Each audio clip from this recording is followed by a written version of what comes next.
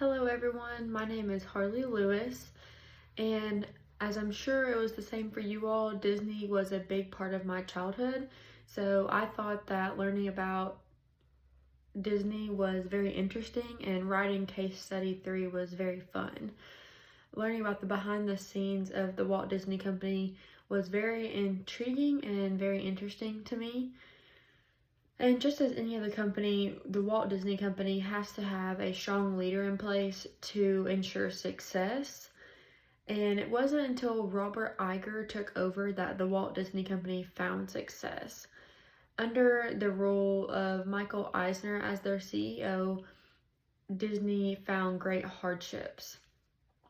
He tried to cut Pixar, one of Disney's biggest partners, out of 50% of their cut of this business relationship, which in turn damaged the relationship with the owner of Pixar Studios, Steve Jobs.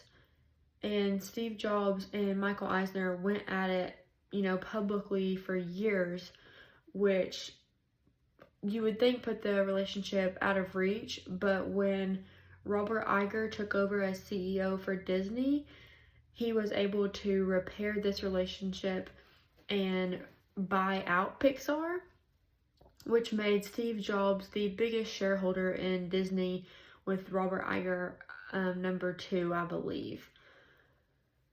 And moves like this is one of the biggest reasons that Walt Disney Company is able to own so many other companies and to bring other companies under its umbrella. And I'd like to show you all this chart that I got from the video that was linked in our resources this week. This blue section shows all the media networks that Disney is partnered with, and you could also say that's the companies that Iger has brought under its umbrella to grow Disney and expand the business. Personally, I would have thought it was the red section here, which is their parks and resorts, because you see the Disney World as such a big thing, most kids want to go do, and it's pretty expensive. So to think that this is only 34% of Disney's revenue in the year of 2018 is mind-blowing to me. But it also goes to show how much effort that Iger has put into acquiring other companies and bringing them under the Walt Disney Company umbrella. This has allowed Disney to grow significantly by using channels such as Freeform, ESPN, A&E, all of those companies that are listed on this chart here. And in the video, it also mentions that Disney has recently acquired Fox, which is another ginormous network that Disney is also going to be an owner of now.